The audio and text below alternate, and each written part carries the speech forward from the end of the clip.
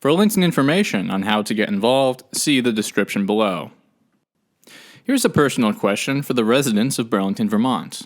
Are you confused and angry at the way the city is dominated by profit-hungry developers or outside forces of big money contracts, despite the normal people in your life being against these things? If your neighbors and you, which is a powerful force, staunchly disagree, then why isn't that power being felt? The electoral system is captured. In Burlington, the land, and even the very decision-making power is for sale to the highest bidder, irrespective of community demands. In the world of elections and closed doors, everything is a losing battle. Above all else, what political, people power, and community-building strategies can be used to take back real decision-making to the neighborhoods? Proposition 0, or Direct Democracy Burlington, paves the way for community political power to be regained at the expense of the town hall monopoly and the money elite's control over the city. After all, power should be shared by the whole public.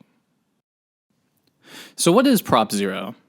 Proposition 0 gives residents the power to initiatives, referendums, and ordinances, or to block them. This is a strong resistance against the anti-community forces that are trying to sell away Burlington. This measure was also taken by Winooski in 2019, where vile developers prey upon the refugee and working population. Prop 0 is a moral rallying cry for civic participation and the democratization of local politics.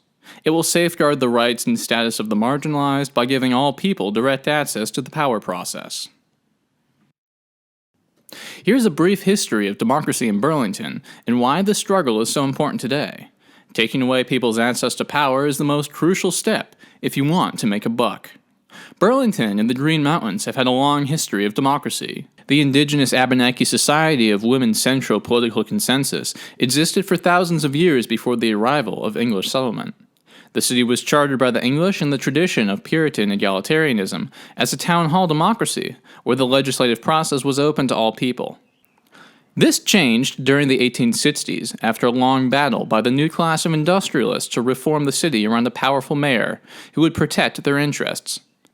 As the 20th century went on, and money capital became ever more dominant in our lives, beyond what was ever thought imaginable, the administration was professionalized in a negative way. Power was locked behind doors, and even the city council, the representatives of the neighborhoods, became trapped into its new, foul logic. Many times the residents of Burlington, like the neighborhoods the country over, had to fight to defend their city against centralized power and senseless money scheming.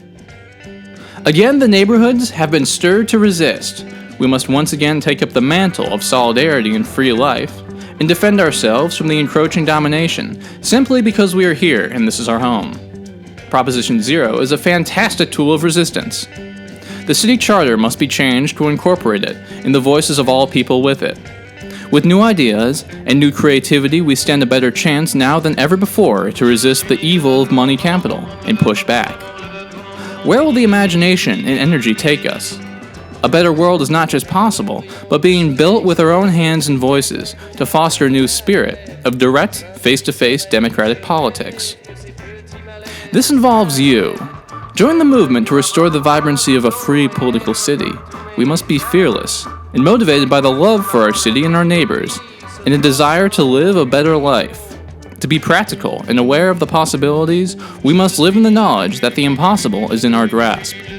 A free Burlington for all people needs you.